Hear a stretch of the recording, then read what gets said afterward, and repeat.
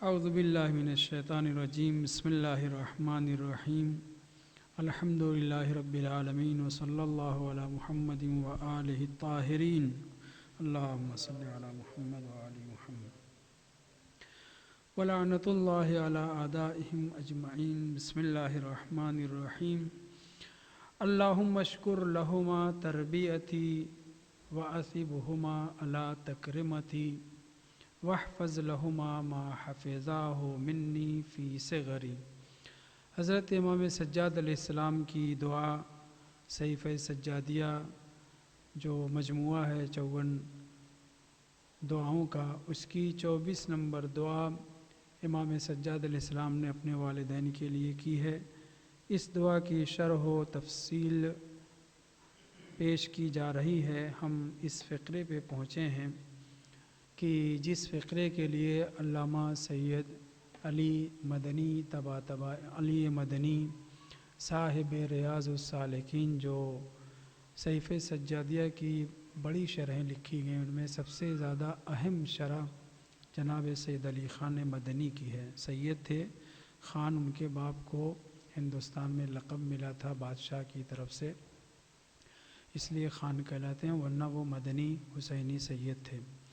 اس بزرگوار نے یہاں پہنچ کر کے اللہم اشکر لہما تربیتی ایک جملہ لکھا ہے، اور وہ جملہ پہلے بھی دہرایا جا چکا ہے۔ وہ یہ ہے کہ امام سجاد علیہ السلام خدا سے مطالبہ کر رہے ہیں، خدا سے سوال کر رہے ہیں، یہ کہہ رہے ہیں کہ خدایا میں تو اپنے ماں باپ کا شکریہ ادا کرنے سے عاجز ہوں۔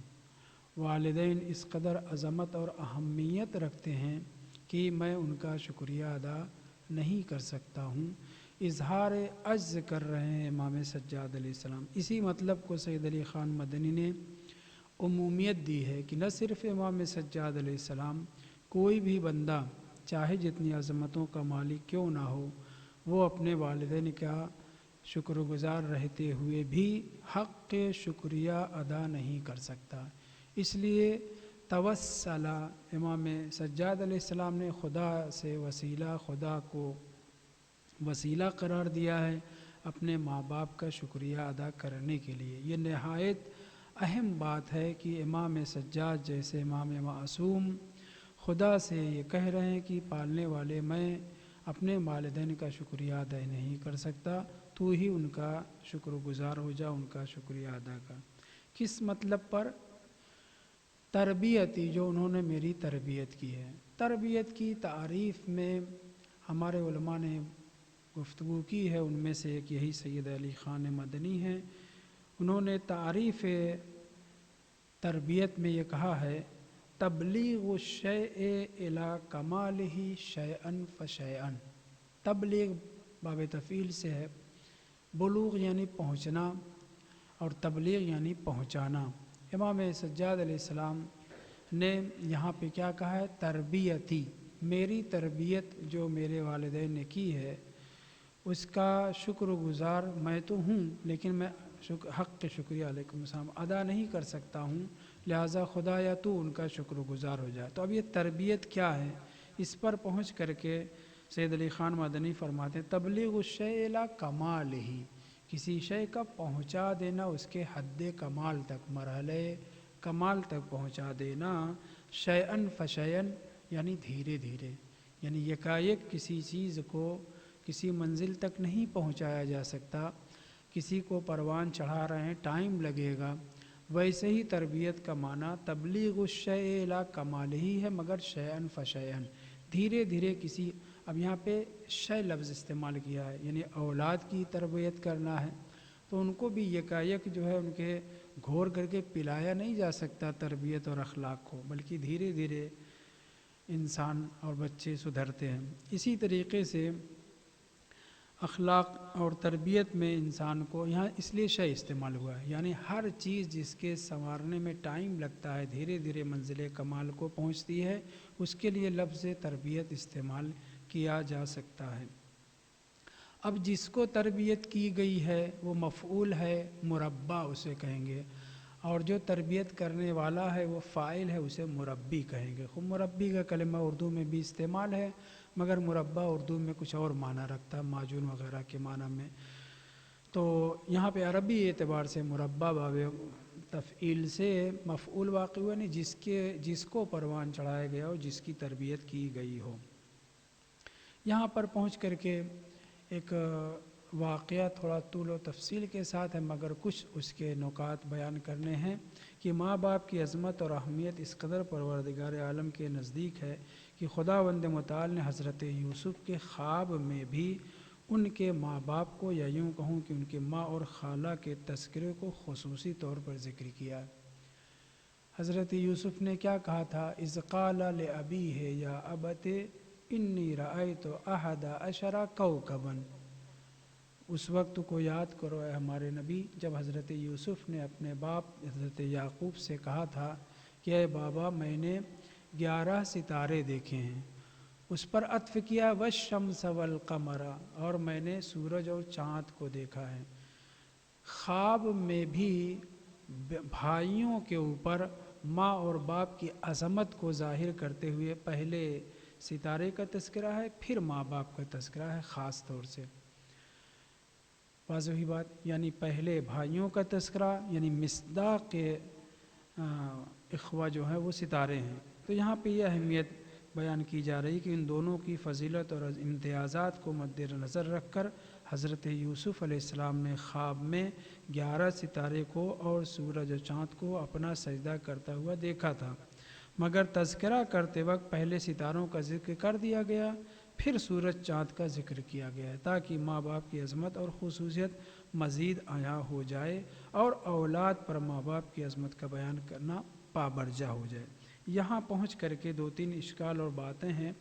اس تقدم اور تأخر کی مثال کیا قرآن مجید میں ہے؟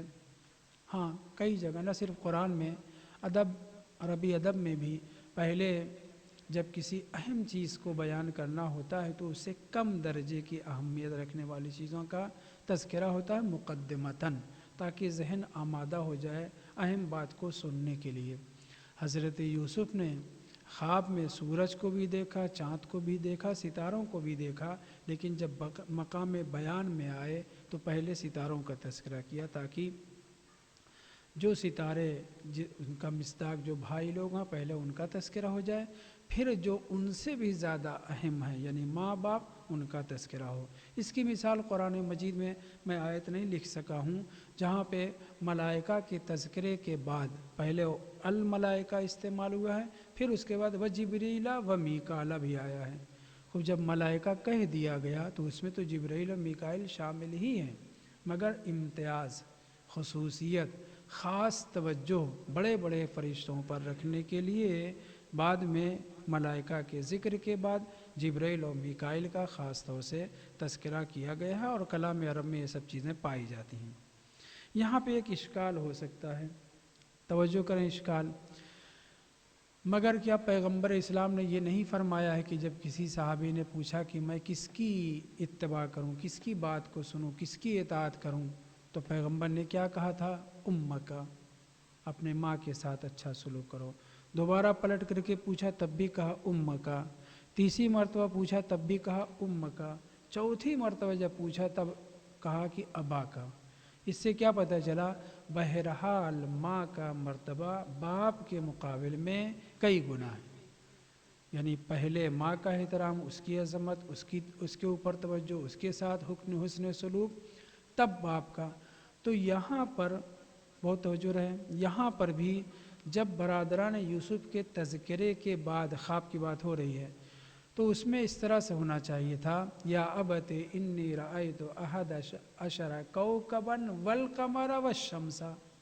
ماں اہم ہے، باپ کے مقابل میں بہرحال اس کو عظمت حاصل ہے۔ کیوں یہاں پہ سورج کو مقدم کیا گیا ہے؟ کیونکہ سورج کا مفہوم مصداق کون ہے؟ حضرت یعقوب علیہ السلام، اور قمر سے مراد ان کی ماں ہیں، یعنی میں نے خواب میں 11 ستارے اور سورج چاند کو سجدہ کرتے ہوئے دیکھا ہے، تو ذکر میں پہلے ماں کا تذکرہ ہونا چاہیے تھا پھر باپ کا۔ جواب یہاں پہ وہی ہے جو میں نے ابھی دیا، جیسے بھائیوں کا تذکرہ بطور مقدمہ ہے اہم بات کو سمجھانے کے لیے، یہ میں نے ابھی لکھا نہیں ہے، उसी तरीके से बाप की अज़मत बयान करने के बाद माँ का तज़किरा किया जाए ताकि माँ की और अज़मत ज़ाहिर हो। इन्नी राअयतु अहदा अशरा कौकबन, 11 सितारे का तज़किरा हुआ, फिर पहले सूरज का तज़किरा नहीं बाप का तज़किरा हुआ, फिर उसके बाद उससे भी ज़्यादा अहम ज़ात कौन है, वो माँ की, इसलिए कमर को बाद में रखा गया है। ये एक जवाब जो मैंने यहाँ पे लिखा नहीं है, लेकिन दूसरा जवाब इसका ये है कि माँ का मर्तबा औलाद की निस्बत बाप से ज़्यादा तो है। इसका जवाब ये कि हज़रत याक़ूब नबी भी हैं, रसूल हैं, मुरसल हैं, खुदा की तरफ से भेजे गए हैं, लिहाजा बहरहाल उनकी अज़मत माँ के मुकाबले में जो मासूमा नहीं है। मासूम नबी की माँ ज़रूर है मगर मासूमा तो नहीं थी। ठीक है, कोई गुनाह उनसे सरजद नहीं हुआ है, लिहाजा नबी होने के नाते बाप का तज़किरा पहले है, माँ का तज़किरा बाद में है। लेकिन पहला जवाब मद्देनज़र रहे कि अगर भाइयों का तज़किरा इसलिए है ताकि जहन आमादा हो जाए, तो उस एतबार से पहले बाप का तज़किरा ताकि जहन आमादा हो जाए उससे भी ज़्यादा अज़मत वाली ज़ात यानी माँ का तज़किरा सुनने के लिए। लेकिन दूसरा जवाब ये है कि अगर बाप को मुक़द्दम किया गया तो उसकी वजह यह है कि बाप नबी भी है, रसूल है, साहिब किताब व शरीयत है, लिहाजा शम्स का तज़किरा पहले है, कमर का तज़किरा बाद में है। ये एक जवाब। दूसरा जवाब ये है कि हज़रत यूसुफ़ अलैहिस्सलाम में ख्वाब में सूरज चाँद को सरदा करते हुए देखा है। सूरज हज़रत याक़ूब अलैहिस्सलाम, मगर चाँद उनकी माँ नहीं थी, वो तो मर चुकी थी, उनकी विलादत के वक्त ही वो वक्त विलादत हज़रत यूसुफ़ की मर गई थी। बल्कि इस चाँद से मुराद उनकी खाला अम्मा है, खाला हैं जिन्होंने उनकी परवरिश की थी। और खाला अगरचे रवायत में ज़िक्र हुआ है कि अगरचे खाला भी बेमंज़िले माँ है, बेमंज़िले माँ है, माँ नहीं है, मगर सगे बाप के होते हुए खाला का ज़िक्र जब करना है तो बहरहाल अज़मत में फ़र्क है, लिहाजा ख्वाब में सितारे के बाद सूरज का पहले तज़किरा है, फिर माँ का तज़किरा है। दूसरा जवाब वाज़ेह हुआ कि हज़रत याक़ूब अलैहिस्सलाम अफ़ज़ल हैं ज़ौजा के मुकाबिल में, चूँकि ये नबी हैं, मुरसल हैं, रसूल हैं, इसलिए इनका तज़किरा पहले है, उनके बाद उनकी ज़ौजा का तज़किरा। दूसरा जवाब ये नहीं, ज़ौजा तो थी नहीं, वो तो मर चुकी थी। हज़रत याक़ूब और उनकी साली कह लीजिए, खाला जो बनेंगी हज़रत यूसुफ़ अलैहिस्सलाम की, उनका तज़किरा है। और खाला अगरचे बेमंज़िले माँ है, मगर फिर भी बहरहाल सगे बाप की जो अज़मत है बेटे की निस्बत, वो मंजिलत खाला की नहीं है, इसलिए मुक़द्दम किया गया है। तीसरा जवाब भी है, तीसरा जवाब ये है कि सितार, बहुत तवज्जो सुने, ये ज़मख़शरी ने कहा है, ज़मख़शरी ने भी किसी से नक़ल किया है, वो ये है कि दर हकीकत हज़रत यूसुफ़ अलैहिस्सलाम ने ख्वाब में जो देखा था उसको बयान करते वक्त अगरचे सितारों को मुक़द्दम किया है और सूरज चाँद की तफसील दी है, मगर कलाम इलाही में वाव जो है वाव आतिफ़ा नहीं है।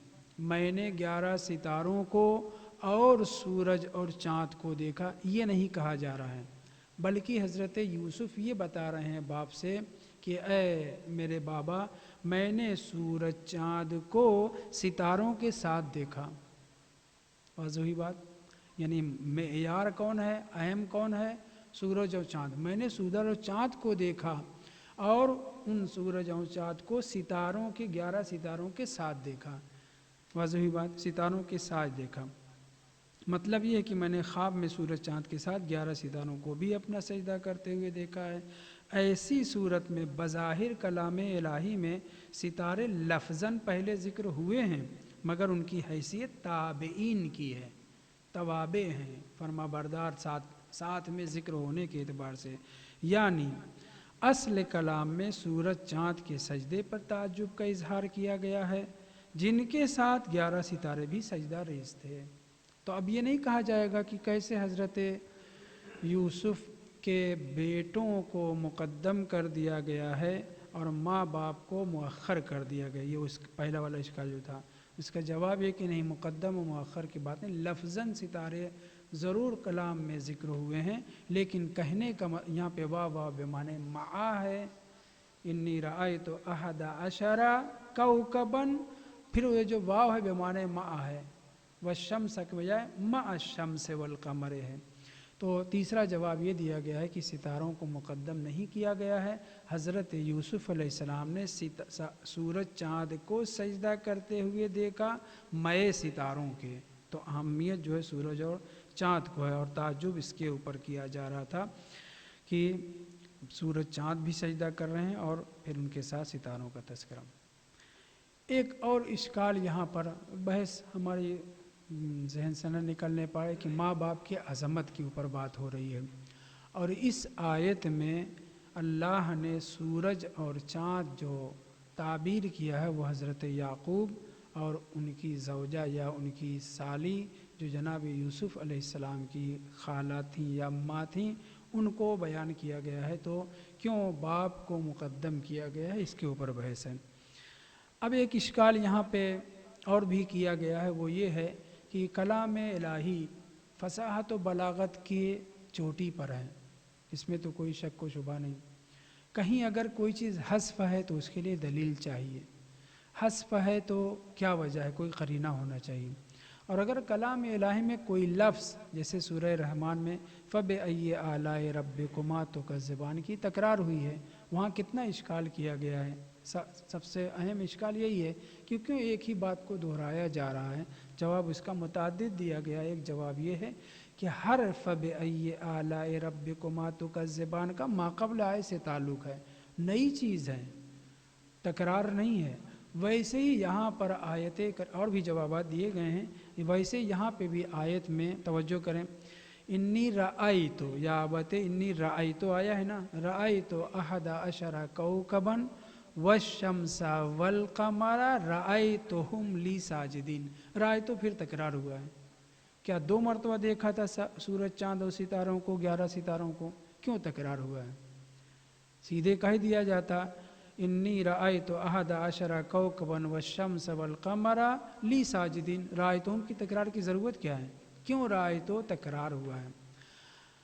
अब इसका जवाब चाहिए कि कलाम इलाही में तकरार नहीं होना चाहिए, असल अदम में तकरार है, और तकरार तासीस के लिए होती है, कभी ताकीद के लिए होती है, तब तो फ़ायदा है। लेकिन यहाँ ताकीद किस चीज़ की ताकीद करना चाह रहे हैं? अभी वही देखने ही की बात कर रहे हैं और फिर दोबारा देखा कहा जा रहा है। तो ये बहरहाल इश्काल यहाँ पे करने वालों ने इश्काल किया है। इसका जवाब ये है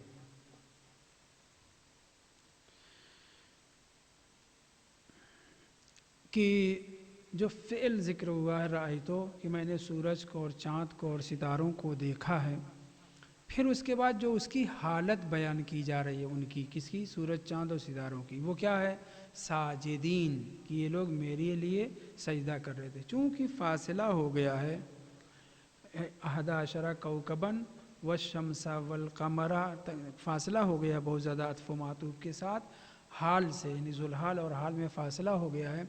कोई ये ना समझे कि ये हालत सिर्फ़ 11 सितारों के लिए है, बल्कि सूरज और चाँद के लिए भी है, इसलिए बीच में दोबारा रायतो लाने की ज़रूरत पड़ी। ये एक किसी ने जवाब दिया है, बहुत ज़्यादा मजबूत जवाब नहीं लग रहा है। एक जवाब ये दिया गया है। दूसरा जवाब ये है कि असल तकरार ही नहीं है। क्यों नहीं तकरार है?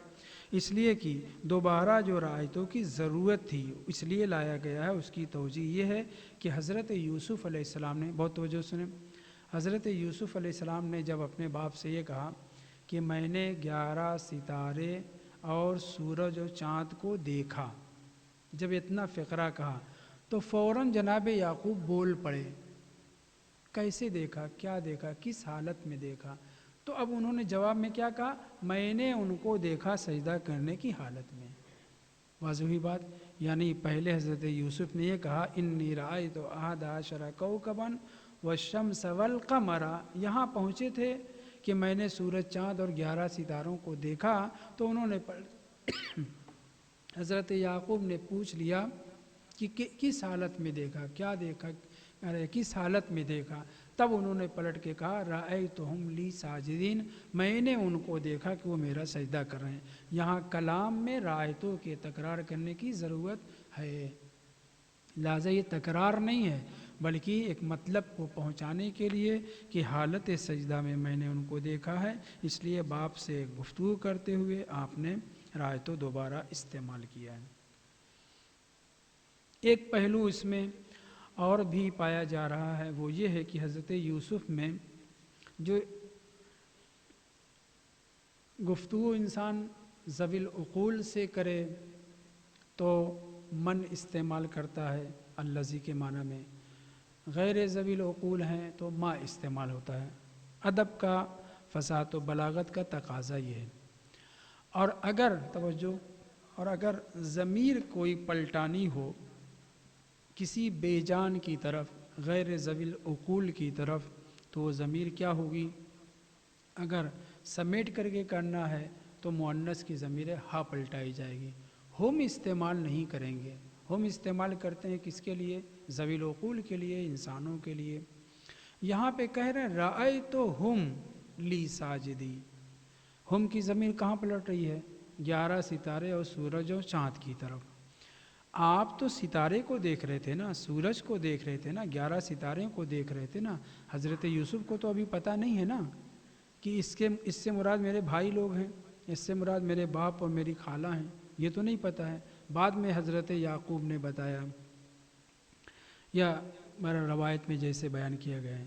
یہاں حضرت یوسف جو لفظ استعمال کر رہے ہیں وہ کیا ہے؟ رأیتہم لی ساجدین، میں نے ان کو یعنی ذوی العقول کو دیکھا کہ وہ میرا سجدہ کر رہے ہیں۔ تو ہم کی ضمیر کیوں آئی ہے؟ کیوں نہیں ہا مؤنث کی ضمیر ہو جاتی، وہ پلٹ جاتی، ستاروں اور سورج جمعی طور پر ضمیر مؤنث استعمال کی جاتی ہے۔ توجہ کریں۔ تو اس کے سوال یہ ہے کہ ضمیر ہم کیوں استعمال کیا، کیوں نہیں علیکم السلام رأیتھا لی ساجدین؟ ہا کی ضمیر کیا ہوتی؟ سارے ستارے، سورج، چاند سب کی طرف پلٹ جاتی، کیونکہ عربی میں سورج کیا ہے؟ مؤنث ہے، ستارے اکٹھا جمع کیسے گا ہے؟ ضمیر مؤنث آپ پلٹا سکتے ہیں۔ کیوں جناب یوسف علیہ السلام نے رأیتہم کہا ہے؟ اس کا جواب یہ ہے کہ جو صفت ان کی ہے بیان کی جا رہی، کس کی؟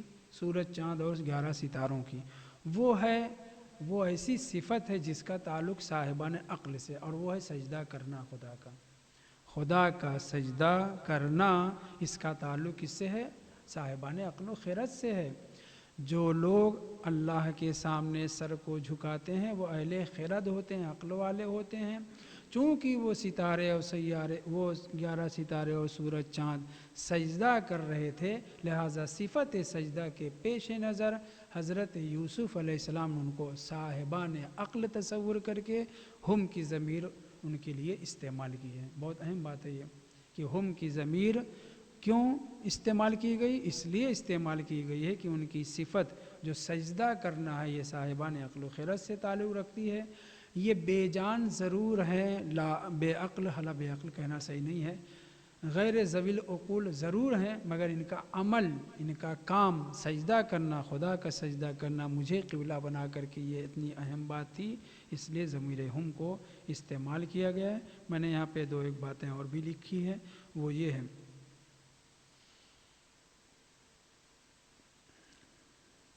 یعنی ان کے صفت عقلا کے ساتھ ذکر کیا گیا، اس لیے ضمیر۔ دوسرا جواب یہ ہے کہ ضمیر ہم کا بظاہر مرجع ستارے، سورج، چاند ہیں، مگر حقیقت میں کون سجدہ ریز کون ہوا؟ برادران یوسف، حضرت یعقوب اور ان کی زوجہ یا ان کی سالی۔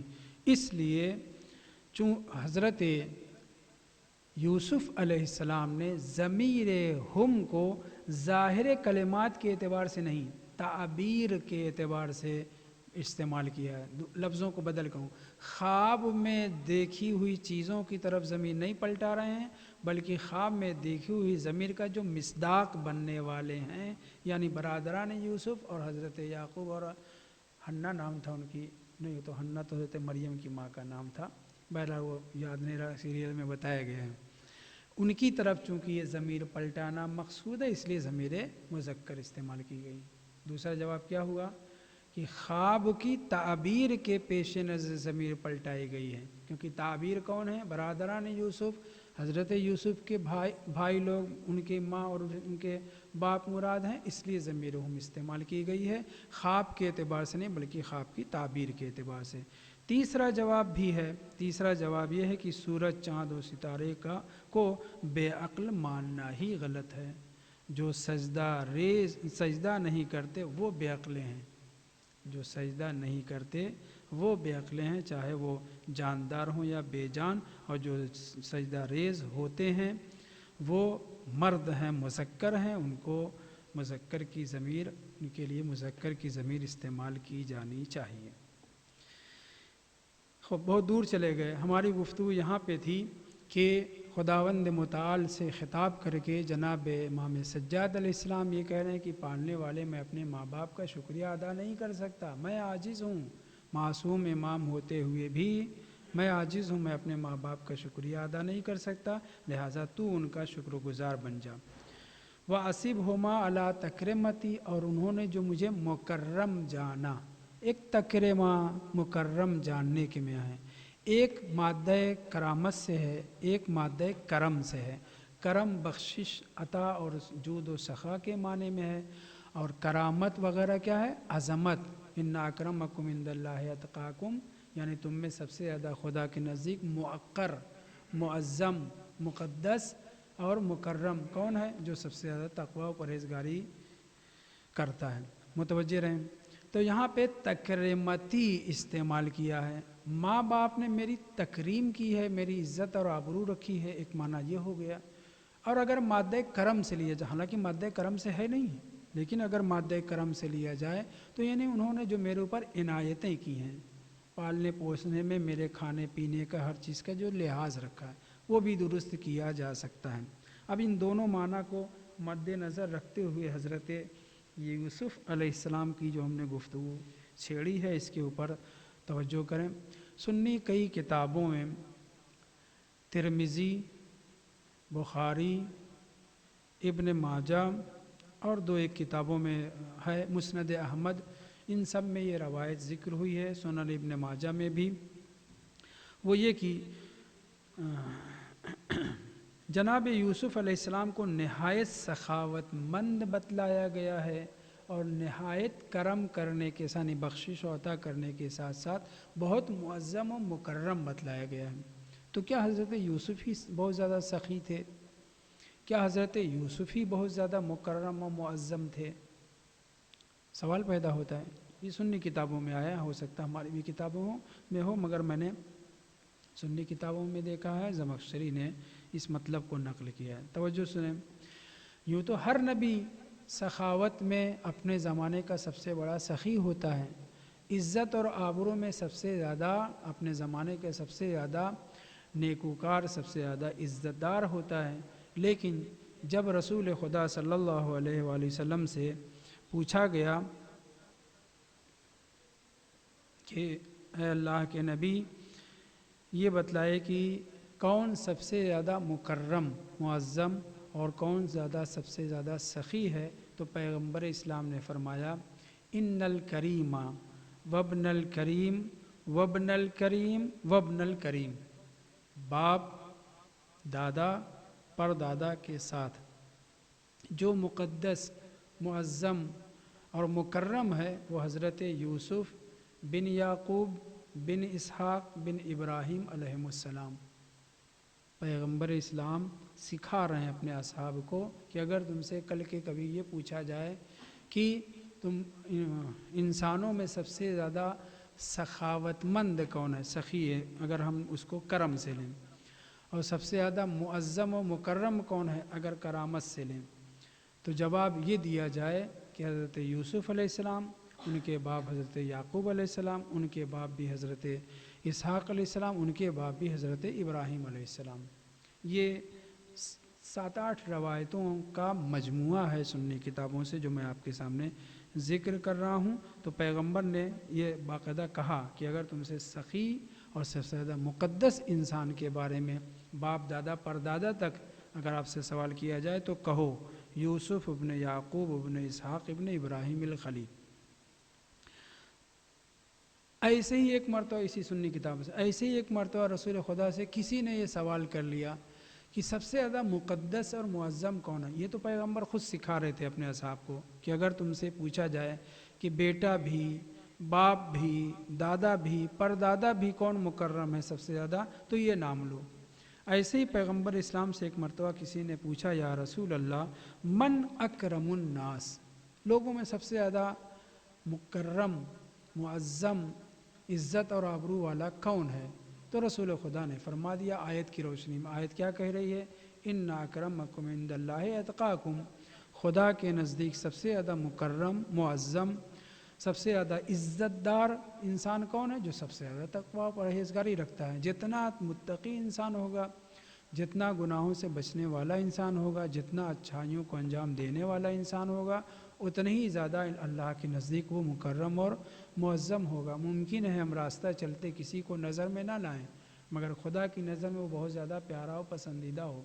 معصومین علیہ السلام سے وارد روایات میں بھی یہ کہا گیا ہے کہ مومنین میں سے کسی بھی مومن، ادنا مومن کو بھی بے توجہی کا شکار نہیں کرنا چاہیے. اس سے گھرڑا، نفرت، بیزاری اس طرح کے اظہار نہیں کرنا چاہیے. کیا پتہ وہی ولی خدا ہو، وہی سب سے زیادہ اللہ کے نزدیک پیارا ہو. واضح ہے؟ تو پیغمبر اسلام سے جب یہ سوال کیا گیا یا رسول اللہ من اکرم الناس، اے اللہ کے رسول سب سے زیادہ مکرم، معظم کون ہے؟ تو آپ نے فرمایا اتقاکم، تم میں جو سب سے زیادہ متقی و پرہیزگار ہے وہ سب سے زیادہ پیارا ہوگا. سائل نے پلٹ کے کہا، سوال یہ ہے لیس عن ھذا سألتک نسألک، اے اللہ کے رسول ہمارا مقصد یہ نہیں تھا. ہم نے سوال کیا تھا کہ سب سے زیادہ مکرم خدا کے نزدیک کون ہے. آپ نے کلی جواب دے دیا، عمومی جواب دے دیا کہ جو سب سے زیادہ متقی پرہیزگار ہے وہی سب سے زیادہ مکرم ہے. ہمارا یہ مطلب نہیں تھا، ہم یہ جاننا چاہتے کہ وہ شخص کون ہے. جب یہ سوال کیا گیا اس نے، سائل نے کہا، تب پیغمبر اسلام نے یہی نام لیا. جناب رسول خدا صلی اللہ علیہ وسلم نے فرمایا کہ حضرت یوسف فرزند یعقوب، فرزند اسحاق، فرزند ابراہیم، خلیل خدا. صلی پر محمد و آل محمد پر.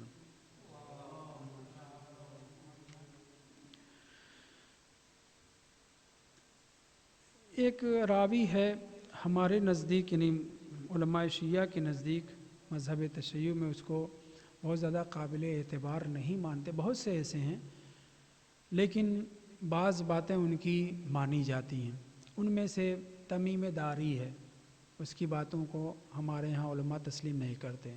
کعب الاحبار ہے، یہودی تھا، بعد میں مسلمان ہوا، اس کی بھی باتوں کو نہیں سنا جاتا، الا یہ کہ فضائل وغیرہ میں ہو تو تسلیم کر لیا جاتا ہے، یا دوسری روایتیں اس روایت کے موافق ہو جو کعب الاحبار وغیرہ نے ذکر کی ہے تو مان لیا جاتا ہے. اسی طریقے سے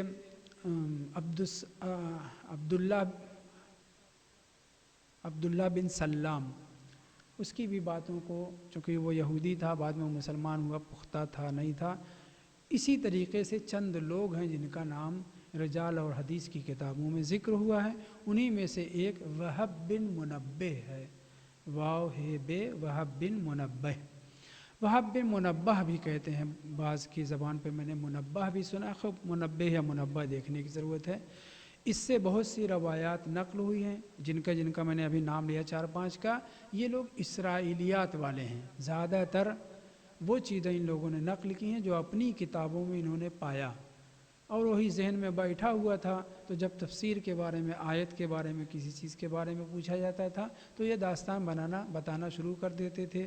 اور کچھ تو حقیقت پہ مبنی ہوتی تھی، کچھ بس اسرائیلیات، توریت کی باتیں اور محرف کتابوں کی باتیں یہ بیان کرتے تھے. حضرت یوسف علیہ السلام کے واقعے میں وہب بن منبہ سے نقل ہوا ہے کہ حضرت یوسف جب پہلے 7 سال کے تھے تب انہوں نے خواب دیکھا تھا. سیریل میں ظاہراً 4 یا 5 سال کا دکھایا گیا ہے کہ جب انہوں نے خواب دیکھا تھا. بہرحال مجھے اس وقت یاد نہیں ہے. 7 سال کے تھے جب حضرت یوسف علیہ السلام نے، تو انہوں نے خواب دیکھا تھا. اس وقت 11 ستارے اور سورج چاند کے سجدہ ہونے کا نہیں دیکھا تھا. اس کا کہنا یہ زمخشری نے بھی نقل کیا ہے. اس کا کہنا یہ ہے کہ حضرت یوسف نے 7 سال کی عمر میں ایک خواب دیکھا، پھر 12 سال کے ہوئے تو پھر دوسرا خواب دیکھا، اور پھر اس کے بعد ماں باپ سے چھوٹے ہیں. باپ سے اور خالہ سے اور بھائیوں سے چھوٹے ہیں۔ پہلا خواب یہ تھا کہ انہوں نے دیکھا کہ زمین میں 11 عصا، لمبے چوڑے بڑے بڑے عصا زمین میں دائرے میں گڑے ہوئے ہیں، یعنی گچھا بنایا ہوا ہے دائرے میں، دارہ کا لفظ نہیں، گول 11 عصا لمبے لمبے وہ گڑے ہوئے ہیں۔ اور پھر انہوں نے دیکھا کہ ایک چھوٹا عصا ان 11 عصا کے پاس اترا، کود پڑا، بلکہ یہ سبو کا لفظ ہے، چھلانگ لگائی، کود پڑا ان کے اوپر، اور ایک ایک عصا کو زمین سے اکھاڑ کر کے پھینک دیا، سب کے اوپر غالب آ گیا، چھا گیا سب کے اوپر۔ یہ وہب ابن منبہ نے بیان کیا ہے اس آیت کے ذیل میں تفسیر کشاف میں۔ یہ خواب 7 سال کے عمر، اس وقت بھی جناب یعقوب نے بیٹے کو منع کیا کہ دیکھو خبردار اس خواب کو بھی اپنے بھائیوں سے نہ بیان کرنا، ورنہ فَيَكِيدُوا لَكَ كَيْدًا، آپ کے لیے کوئی نہ کوئی سازش کریں گے اور جھیلنا پڑے گا آپ کو اور مجھے۔ پھر اس کے بعد جب 12 سال کے ہوئے تب یہ خواب دیکھا جو قرآن نے ذکر کیا ہے، واضح ہے۔ اس کا وہب ابن منبہ کا یہ کہنا ہے۔ دوسرے، حضرت یوسف سے حضرت یعقوب جو چھوٹے تو کتنا سال تک فاصلہ ہوا؟ سیریل میں ظاہراً 34-36 سال بتلایا گیا ہے، بعض روایت میں 34 سال ہے بھی، لیکن اس روایت میں جو وہب بن منبہ نے نقل کیا ہے 40 سال کا فاصلہ، ہمارے یہاں بھی بعض کتابوں میں ذکر ہوا ہے 40 سال کا فاصلہ۔ ایک روایت ہے کہ 80 سال کا فاصلہ، لیکن وہ درست نہیں ہے، 40 سال کا فاصلہ ہوا تھا، اور اس 40 سال میں بھائی لوگ تو پہلے ہی بڑے تھے، صاحب اولاد تھے، ان کے بچے بھی جوان ہو گئے تھے، اچھی خاصی عمر ہو گئی تھی، حضرت یعقوب پوتے والے پر پوتے والے ہو گئے تھے، اور سب کے سب حضرت یوسف کے پاس اس وقت پہنچے تھے جب 34 سال یا 40 سال کا فاصلہ ہوا۔ ایک یہودی پہنچا پیغمبر اسلام کی خدمت میں، یعنی اس ذیل میں بہت سی باتیں ہیں۔ یہودی ایک پہنچا اور آ کر کے کہتا ہے کہ اللہ نے ستارے تو بہت پیدا کیے ہیں، ان کی تو کوئی گنتی نہیں ہے، کہکشائیں، ایک ایک کہکشاں میں کتنے کتنے ہزار لاکھ ستارے ہیں۔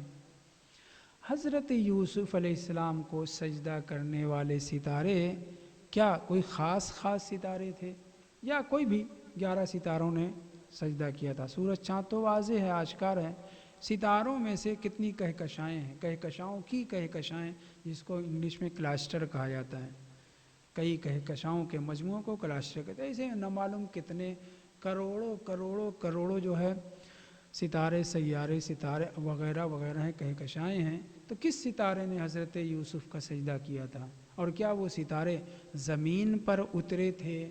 خواب میں جو دیکھا تھا زمین پر اترے تھے، یا یہ کہ نہیں وہیں آسمان پہ ہی جھکے تھے، سورج جھکا، چاند جھکا، کیسے ان لوگوں نے دیکھا تھا؟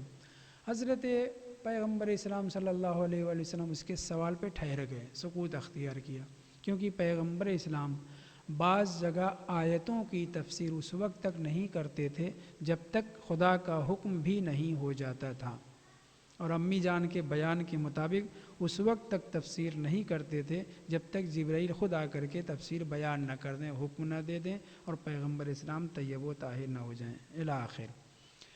جب اس یہودی نے پڑھا لکھا تھا، پہنچا پیغمبر سے، عجیب و غریب سوال ہے کہ اے اللہ کے رسول، اے محمد، سیدھے نام لے رہا ہے، اے محمد، کیا آپ کو پتہ ہے کہ وہ کون کون سے ستارے تھے جنہوں نے حضرت یوسف کا سجدہ کیا تھا؟ یہ سوال آدمی کب کرتا ہے اس طرح کے؟ جب خود کچھ جانتا ہوتا ہے۔ اسے اپنی کتاب سے پتہ تھا کہ وہ خاص ستارے تھے اور ان ستاروں کے نام بھی تھے، اس لیے اس نے کہا یا محمد بتلائیے وہ کون کون سے ستارے تھے کہ جنہوں نے حضرت یوسف کا سجدہ کیا۔ پیغمبر خاموش رہے، جبرائیل امین نازل ہوئے، حکم جب ہوا تو حضرت رسول خدا نے اس یہودی سے کہا اے یہودی، اگر میں بتلا دوں تو تو اسلام لائے گا؟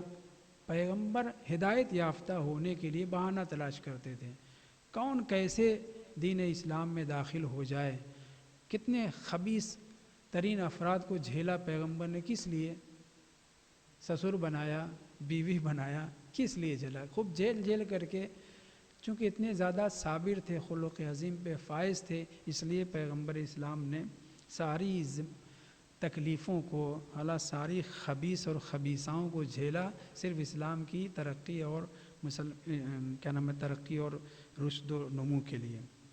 خوب، جب اس نے پوچھا تو پیغمبر نے کہا اگر میں تمہیں بتلا دوں تو تم اسلام لاؤ گے؟ اس نے کہا ہاں میں لے آؤں گا اسلام، کیونکہ آپ کی حقانیت میرے اوپر روشن ہو جائے گی۔ جناب رسول خدا نے نام بیان کیا، جریان، طارق، زیال، قابس، عمودان، فلیق، مصبح، ضروح، فرغ، وصاب، ذوالکتفین، یہ 11 ستارے، خاص ستارے۔ طارق آپ کا نام سنا ہوا ہے، طارق مشہور ستارہ ہے۔ اسی طرح کے ستاروں کا نام پیغمبر اسلام نے بیان کیا، اور سورج چاند کو بیان کرنے کی ضرورت ہی نہیں تھی، وہ تو تھے ہی وہ۔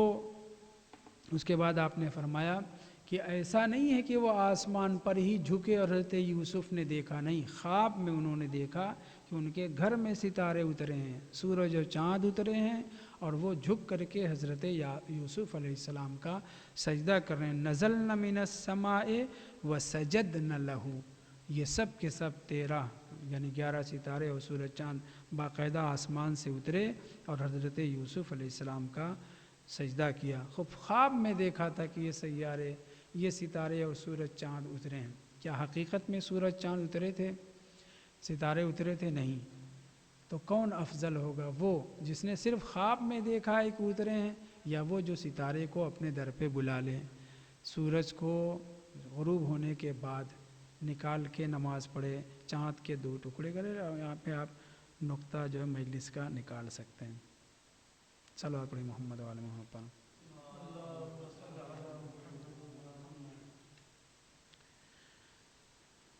والحمد للہ رب العالمین، وصلی اللہ علی محمد وآلہ الطیبین الطاہرین، اللہم صلی علی محمد وآلہ۔